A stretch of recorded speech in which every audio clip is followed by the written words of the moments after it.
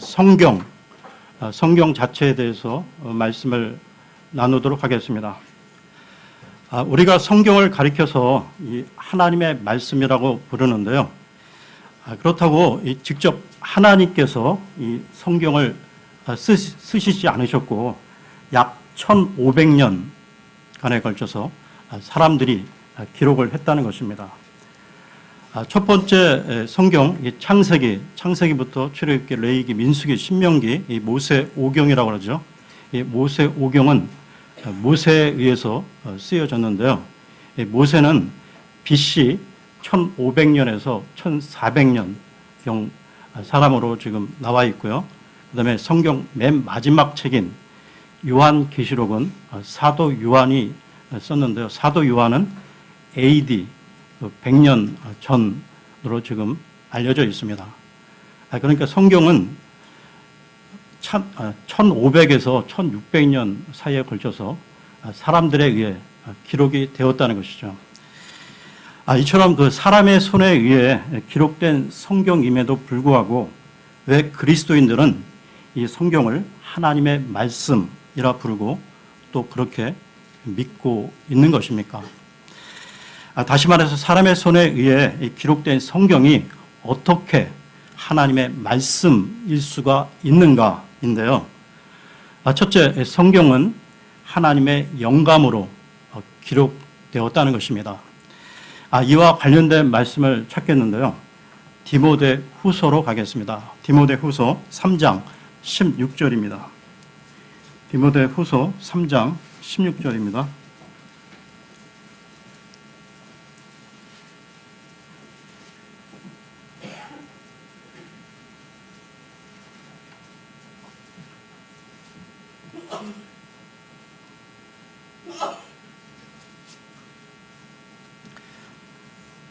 모든 성경 기록은 하나님의 영감으로 주신 것으로 교리와 책망과 바로 잡음과 의로 교육하기에 유익하니.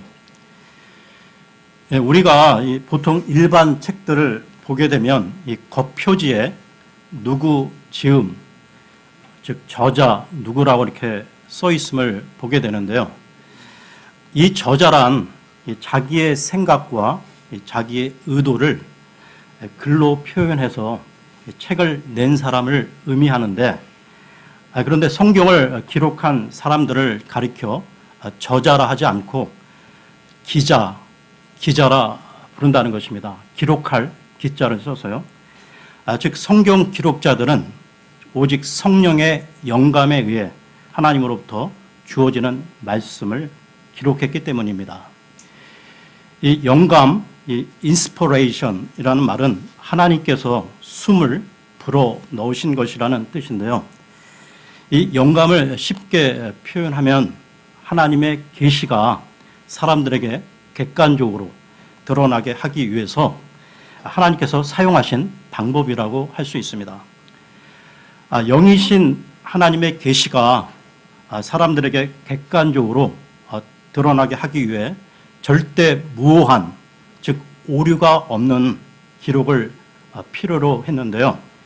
이와 같은 필요를 만족시키는 것이 바로 하나님의 영감이라는 것입니다. 따라서 사람들이 하나님께 받아 기록한 것이 이 성경이므로 그 기록자가 누구인가는 그렇게 중요한 것은 아니라는 것이죠. 그렇다면 이 성경이 하나님의 영감으로 쓰여졌다는 증거가 있습니까? 성령의 영감으로 쓰여졌기 때문에 성경을 읽을 때 성령께서 역사하시는데요. 이것이 증거인 것입니다. 여러분, 책 가운데 아무리 잘 쓰여진 세계 명작이라 할지라도 계속해서 몇 번을 거듭해서 읽기는 쉽지 않은데요. 거듭 읽을수록 이미 아는 내용이므로 지루해지는 까닭입니다. 그래서 평론가처럼 직업적인 이 목적이나 특별한 경우가 아니고서는 아무리 끈기가 있는 사람일지라도 한 작품을 그의 생애에 10번, 20번씩 읽는 사람은 드물다는 것이죠. 그러나 성경은 그렇지 않다는 것입니다. 몇 번을 거듭 읽어도 매일 새롭고 수십 번을 읽어도 감동이 옅어지기는커녕 더욱 짙어지기만 하는데요. 왜냐하면 성경은 성령의 영감으로 쓰여졌기에 시대를 초월하여 지금도 하나님께서 쉬지 않고 살아 역사하시기 때문입니다. 이와 관련해서 말씀 한 부분 더 보겠는데요. 베드로 후서로 가겠습니다. 베드로 후서 1장 20절, 21절입니다. 베드로 후서 1장 20, 21절입니다.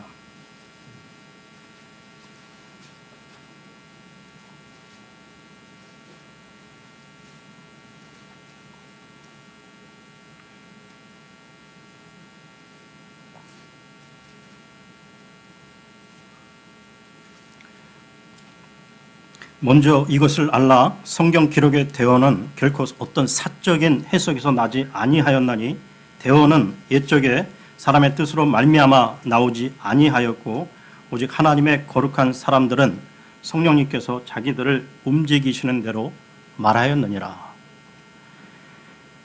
기록된 성경이 어떻게 하나님의 말씀일 수가 있는가? 그 두 번째로 성경은 완전한 통일성을 지니고 있기 때문입니다. 창세기부터 요한계시록까지 66권, 이 66권의 글들은 약 1500년에서 1600년에 걸쳐 여러 지역에서 40여 명의 사람들에 의해 기록되었는데요. 일부 예수님의 제자들을 제외하고는 그들은 같은 시대의 인물들이 아님은 물론이요. 서로 정보나 의사를 교환한 적도 없었고 할 수도 없었다는 것입니다.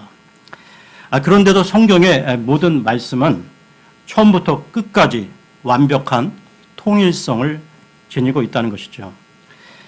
이 말은 시간과 공간을 초월하시는 전지전능한 하나님의 말씀이 아니고는 상상조차 할 수 없는 일입니다. 이와 관련된 말씀을 보겠는데요. 에베소서로 가겠습니다. 에베소서 4장 5절에서 6절입니다. 에베소서 4장 5절에서 6절입니다.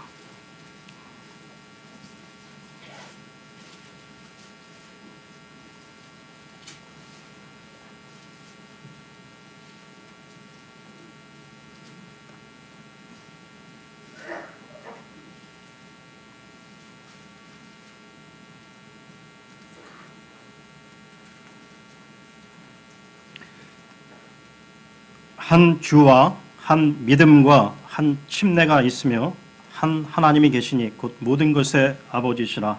그분께서는 모든 것 위에 계시고 모든 것에 들어 계시며 너희 모두 안에 계시느니라. 만약 성경이 모든 것의 하나님 그분의 말씀이 아니라면 각각 다른 시기에 각각 다른 장소에서 각각 다른 사람에 의해 쓰여진 성경은 무슨 투성이였을 것이고 그것을 알아차린 인간에 의해 성경은 벌써 폐기 처분되었을 것이며 따라서 성경에 기초를 둔 기독교는 벌써 오래전에 자취를 감추었을 것입니다. 여러분, 성경이 사람들에게 그 영원한 베스트셀러가 될 수 있는 이유가 무엇일까요? 여기서 잠깐 옷에 대한 이야기를 하겠습니다. 여러분, 옷 중에서 어떤 종류의 옷이 가장 잘 팔리는지 아십니까? 바로 청바지입니다. 그렇다면 청바지가 사람들에게 왜 가장 잘 팔리는 이유를 보겠는데요. 첫 번째는 no 시즌, 계절을 타지 않는다는 것이죠. 청바지는 봄, 여름, 가을, 겨울 관계없이 사시사철에 옷이기 때문입니다. 둘째는 no sex입니다. 청바지는 성별에 관계없이 모두가 다 입을 수 있는 옷이기 때문이죠. 세 번째는 no class입니다. 청바지는 신분, 계급, 빈부의 격차 없이 누구나 입을 수 있는 옷이기 때문입니다. 네 번째는 no age. 청바지는 아이부터 7, 80 나이를 드신 어르신들에게까지 나이에 관계없이 누구나 입을 수 있기 때문이죠. 다섯째는 no frontier입니다. 즉 청바지는 이 나라와 이 국경을 초월하여 전 세계인들이 누구나 다 즐겨 입는 옷이라는 것입니다. 여러분, 성경책이 영원한 베스트셀러가 될 수밖에 없는 이유는 이 다섯 가지 이유에 하나를 더하여 No Century이기 때문입니다. 즉 성경은 시대와 역사를 초월하여 이 남녀노소 빈부귀천을 막론하고 누구나 다 읽을 수 있는 책이기 때문이죠. 성경은 2000년 전 예수님 당시나 초대교회 시대 1세기의 사람들뿐만 아니라 중세 시대를 거쳐 현대인들에게 이르기까지 읽고 있는 최고의 베스트셀러라는 것입니다. 즉 기록된 성경이 어떻게 하나님의 말씀일 수가 있는가? 그 세 번째로 성경은 모든 시대, 모든 사람을 위한 말씀이 되기 때문이라는 것이죠. 성경은 1차적으로는 기록될 당시의 사람들을 향한 하나님의 말씀이지만 그렇다고 해서 그들에게만 국한된 말씀이 아니라는 것입니다. 만약 그 성경 말씀이 그 시대를 뛰어넘지 못한다면 하나님은 온 천하 우주 만물을 창조하신 창조주 하나님이 아니시며 겨우 그 당시에 사람들만을 위한 작은 지역 신일 수밖에 없다는 것이죠. 성경 말씀은 그 시대와 공간을 초월하여 모든 시대, 모든 사람을 위한 하나님의 말씀이라는 것입니다. 그러므로 성경이 완성된 지 2000년이 지난 지금도 세계의 도처에서 수많은 인종과 민족, 사람들이 이 말씀에 의해 새 생명을 얻고 있는 것입니다. 이 얼마나 놀라운 일입니까? 우리 하나님의 자녀들에게 하나님의 말씀인 이 성경이 주어졌다는 것은 보통 큰 축복이 아닌 것이죠. 하나님을 만나지 못한 이 세상 사람들은 헛된 부귀영화, 물질을 쫓아 살아가지만 우리 그리스도인들은 영원한 생명의 말씀 한가운데서 살아가는 것에 날마다 감사가 넘쳐야 할 것입니다. 다시 말씀드리지만 이 성경은 시간과 공간을 초월하여 저와 여러분 각자를 향한 하나님의 말씀입니다. 그러하기에 예수님을 3번씩이나 부인했던 베드로가 새벽 닭 우는 소리를 듣고 땅을 치며 통곡하는 부분의 말씀을 우리가 읽을 때 나도 함께 통곡하며 또한 부활하신 주님께서 당신을 배신했던 베드로에게 3번이나 네가 나를 사랑하느냐 하고 물으실 때 나는 베드로와 함께 송곳으로 몸둘 바를 모르게 된다는 것입니다. 만약 성경이 시간과 공간을 초월하여 우리를 위한 하나님의 말씀이 아니라면 저 2000년 전 갈릴리에서 고기잡이 하던 베드로를 향한 주님의 말씀 앞에서 우리는 감동과 흥미를 느끼지 못할 것입니다. 지금까지 사람의 손에 의해 기록된 성경이 어떻게 하나님의 말씀일 수 있는지에 대해 살펴보았고요. 이제는 하나님께서 우리에게 성경을 주신 이 목적이 무엇인지를 알아보겠습니다. 성경은 우리 인간의 복잡한 인생사를 위한 모든 것을 다 다루는 백과사전은 아니지만 성경은 분명한 목적을 갖고 있다는 것이죠. 이것을 알지 못하면 성경에서 엉뚱한 것을 구하려다가 시간을 낭비해버릴 수 있다는 것입니다. 먼저 말씀을 찾겠는데요. 요한복음으로 가겠습니다. 요한복음 20장 30절에서 31절입니다. 요한복음 20장 30절, 31절입니다.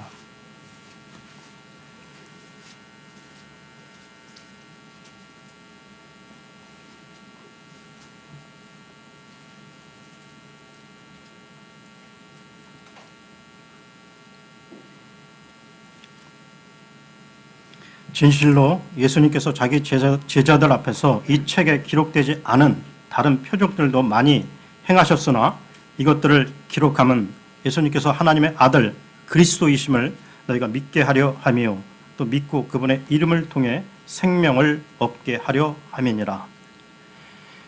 지금 읽은 이 구절은 요한복음의 기록 목적이기도 한데요. 우리로 하여금 예수 그리스도를 믿어 생명을 얻게 하기 위함임을 분명히 밝히고 있습니다. 하나님께서는 이 구원을 위해 그 오랜 기간 그 많은 사람들을 부르셔서 성경을 기록하게 하시고 또한 우리에게 전해주신 것입니다. 구원이란 하나님의 아들 예수 그리스도를 믿어 생명을 얻는 것인데 이 예수 그리스도를 통한 모든 생명은 영원한 생명, 영생으로 연결되는 것입니다. 저는 어려서부터 이 교회 생활을 통하여 지금까지 수백 명의 간증을 들을 수 있었는데요. 그 많은 간증들 가운데서 가끔 그 끔찍한 대형 사고에서 구사일생으로 살아난 그 분들의 간증들이 생각이 납니다. 함께 있던 사람들 가운데 모두가 죽는 그 현장에서 혼자 살아남았다는 간증이었습니다. 인간적으로 보면 참으로 감격스럽고 살아있다는 것 자체를 감사하며 하나님을 찬양하는 그 심정은 충분히 이해가 가고도 남지요. 그런데 그런 일을 겪었다면 저를 포함해서 모든 사람들이 다 마찬가지 심정이었을 것입니다. 그러나 이 살아난 것만을 자랑하는 분들은 자신의 간증을 통해서 하늘 나라보다 이 세상이 더 좋다는 것과 죽은 자는 다 불쌍하다는 것을 자기도 모르게 밝히고 있는 셈이라는 것이죠. 우리는 이러한 상황을 마주하게 된다면 생각을 해봐야 합니다. 정말 하늘 나라를 믿는 자라면 그 사고의 현장에서 죽은 자들 가운데 주님을 믿던 자들은 바로 그날 영광스러운 하늘나라에 들어갔음을 알아야 합니다. 오히려 살아난 자기 자신은 그날 그 영광에서 제외된 것이죠. 이것을 바로 깨닫는다면 이 땅에서 못다한 그 무엇이 남았기에 홀로 이 땅 위에 남게 되었는지를 진지하게 생각하게 될 것이고 그의 간증은 분명히 그 내용을 달리하게 됐을 것입니다. 주님을 믿는 자에게 있어서 모든 죽음은 은총이라는 것이죠. 왜냐? 죽음을 통해서 영광스러운 하늘나라에 입성하기 때문입니다. 교통사고로 죽든 병으로 죽든 전쟁터에서 죽든 구원받은 그리스도인들에게 있어서 죽음의 형태와 장소는 아무 상관이 없는데요. 만일 그렇지 않다면, 즉 하늘나라가 없다면 십자가에 거꾸로 매달려 죽은 베드로나 목베어 죽은 사도 바울은 이 세상에서 가장 불쌍하고 비참한 사람일 것입니다. 이처럼 하늘나라를 알고 영생을 믿는 사람은 죽음을 초월할 수 있다는 것이죠. 지금까지 제가 많은 장례식을 참석하다 보니까 죽음을 앞두고 이제 나는 하늘나라에 입성하니 승리의 노래를 불러달라는 유언을 남겨 자신의 장례식을 축제가 되게끔 하신 분들을 여러 번 볼 수 있었습니다. 그분들이야말로 그리스도인의 기감이라 할 수 있겠죠. 그분들뿐만 아니라 앞으로 저를 포함해서 여러분들 각자의 장례식이 슬픔의 장례식이 아니라 축제의 장례식이 되었으면 좋겠습니다. 네, 그러면 성경을 주신 목적과 관련하여 말씀 한 부분 더 찾겠는데요. 디모데 후서로 가겠습니다. 디모데 후서 3장 15절에서 17절입니다. 디모데 후서 3장 15절에서 17절입니다.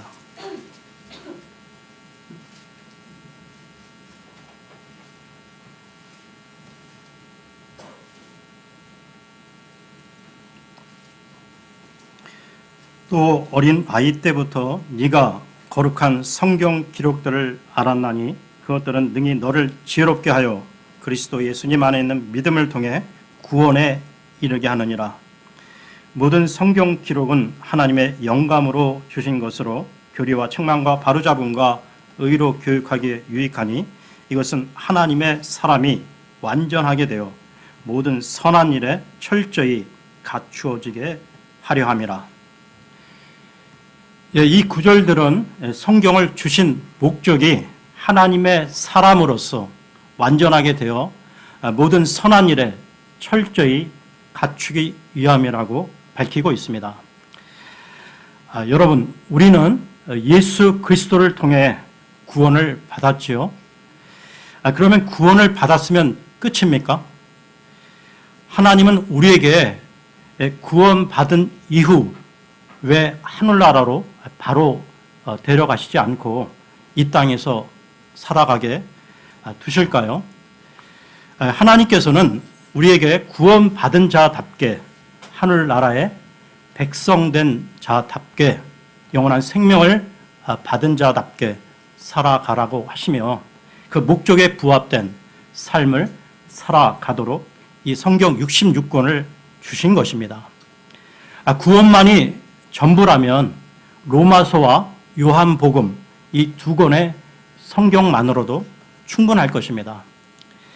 우리가 구원받은 이후에는 성경의 교리와 책망을 통한 이 훈련을 거쳐서 온전한 사람과 온전한 삶으로 완성되어 가는 것이죠. 다시 말해서 이 구원은 믿음으로 얻지만 구원받은 사람의 바른 삶은 예수님을 닮아가는 성화의 삶을 살아야 한다는 것입니다. 따라서 만일 어떤 사람이 그 성경을 가까이 하지도 않으면서 성화의 삶을 꿈꾼다면 그것은 헛된 꿈이라는 것이죠. 이와 관련해서 히브리서로 가겠습니다. 히브리서 4장 12, 13절을 보겠습니다. 히브리서 4장 12, 13절입니다.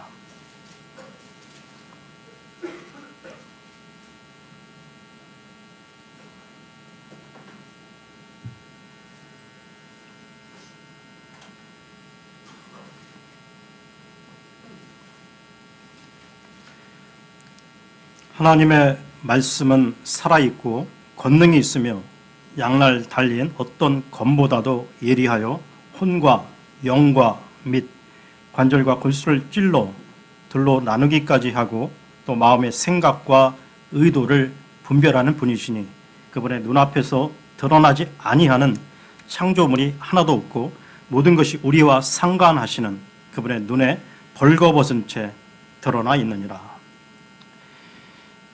눈이 번쩍 뜨이는 강력한 하나님의 말씀인데요.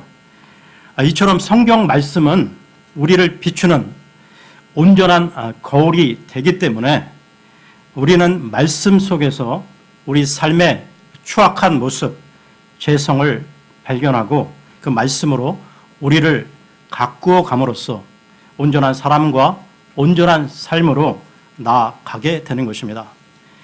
이 말씀의 물로 날마다 씻는 분이 있는가 하면 일주일에 한 번 아니면 한 달에 한 번 씻는 분들도 계실 텐데요.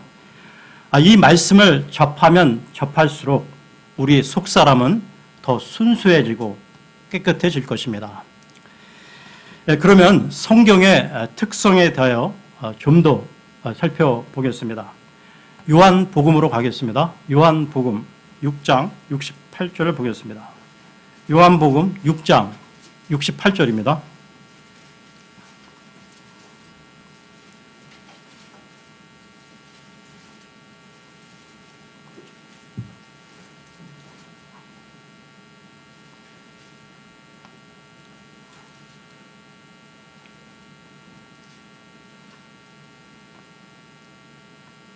그때 시몬 베드로가 그분께 대답하되 주여 영원한 생명의 말씀들이 주께 있사온데 우리가 누구에게로 가리이까?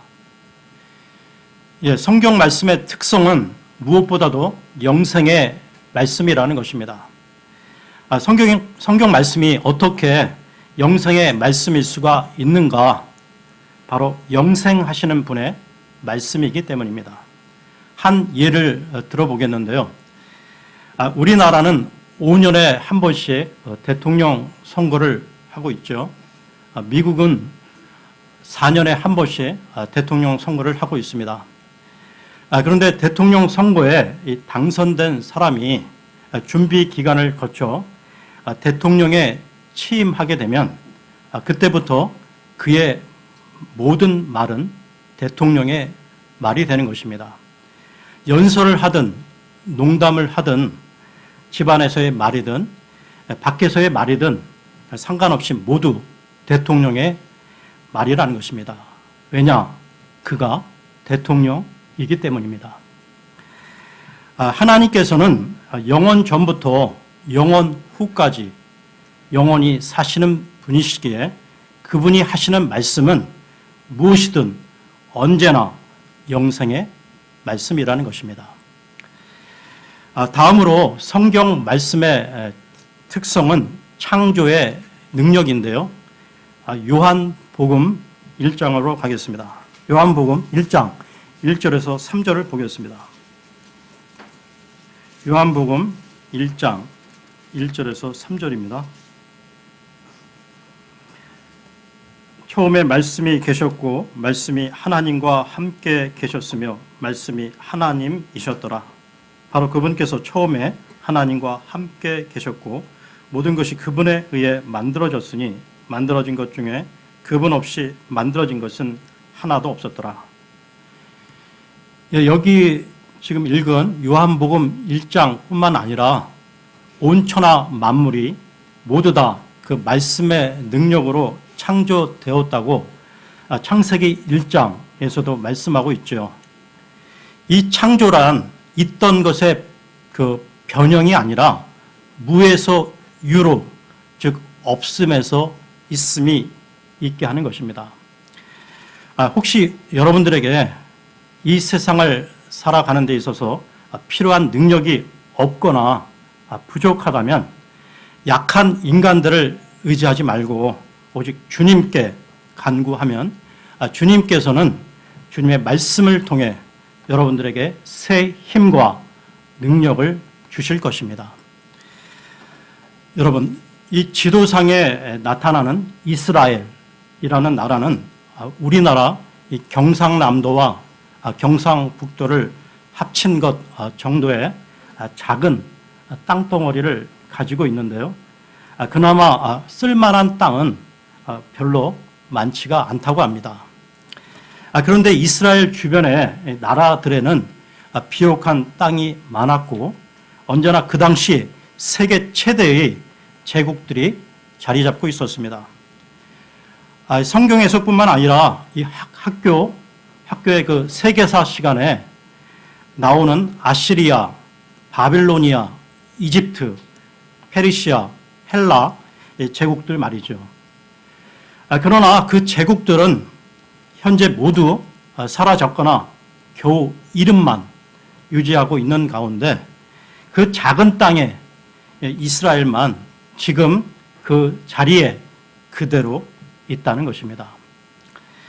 이 사실 자체가 하나님의 그 위대한 역사적 교훈을 말해주고 있는 것이죠.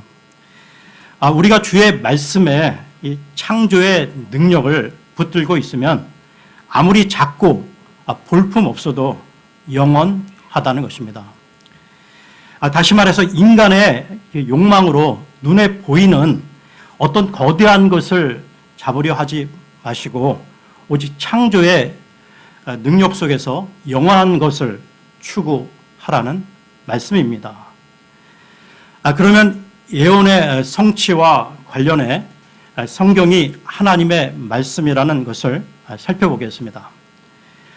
구약 성경의 대원서들을 보게 되면 북이스라엘은 우상 숭배의 죄로 아시리아에 의해, 남유다는 바빌론에 의해 멸망을 당했는데요. 그 이후 이스라엘은 예수님 당시에도 그러했고 수천 년간 나라를 세우지 못했습니다. 그런데 때가 되자 기적적으로 그들의 옛 땅인 팔레스타인에 1948년 나라를 세우게 되는데요. 놀랍게도 이 내용이 지금으로부터 2500년 전에 기록된 구약 스가랴서에 이미 예언되어 있다는 것입니다. 스가랴서로 가겠습니다. 스가랴서 8장 7절 8절을 보겠습니다. 스가랴 8장 7절 8절입니다.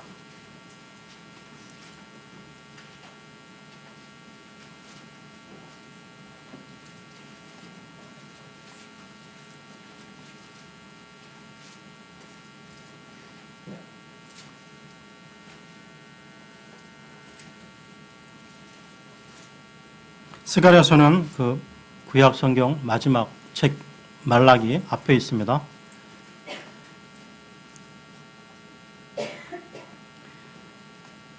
스가랴 8장 7절에서 8절입니다. 만군의 주가 이같이 말하노라. 보라, 내가 내 백성을 동쪽 지방과 서쪽 지방으로부터 데려와 구원하고 그들을 데려다가 예루살렘 한가운데 거하게 하리니 그들은 내 백성이 되고 나는 진리와 의 안에서 그들의 하나님이 되리라. 예수님이 머지않아 다시 오시면 이스라엘은 이 성경의 예언처럼 완전히 회복되어 천년 왕국에서 제사장 국가가 될 것입니다. 바로 이런 예언의 성취가 성경이 살아계신 하나님의 말씀임을 증거하고 있다는 것이죠.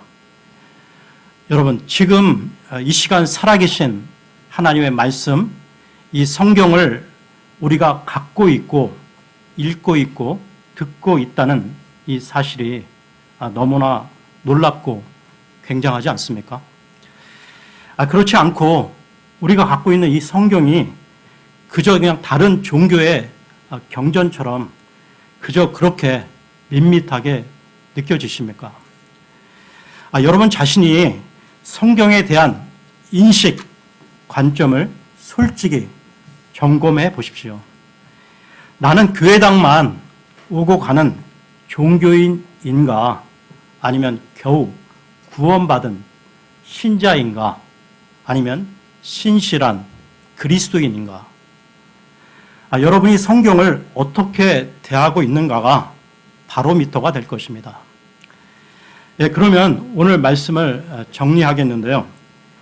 우리 그리스도인들은 성경 말씀을 읽지 않고는 능력 있는 삶을 살 수가 없음을 잊지 마시기 바랍니다. 우리가 말씀을 공급받지 못하고 그렇게 시간이 흘러가면 갈수록 점점 더 무기력해지고 나약해져서 마침내 일반 세상 불신자들과 별반 다르지 않게 된다는 것입니다. 그렇기 때문에 우리의 신앙생활은 끊임없는 중단 없는 훈련, 성화의 삶을 사는 것이고 그 훈련은 말씀의 훈련으로부터 시작된다는 것입니다. 오늘 말씀은 다 마쳤고요. 저번 6월 달에 오셨던 그 사무엘 딥 목사님은 매일 40페이지 성경을 읽으신다고 들었는데요. 1년에 한 8번 성경을 읽는다고 들었습니다. 하루에, 그러니까 평일날은 하루에 3장, 그리고 주일날 하루에 5장 읽게 되면 1년에 성경 한 번을 읽을 수 있게 됩니다. 연초에 그 성경 우리가 한번 읽어보겠다고 이제 성경을 창세기부터 읽기 시작하다가 출애굽기를 지나 레위기에서부터 우리가 거의 이제 7, 80%가 또 중단이 되는 것을 우리가 보게 되는데요. 연초에 그 중단하셨던 분이 계신다면 다시 성경 읽기를 시작하셨으면 좋겠습니다. 네, 다 같이 일어나셔서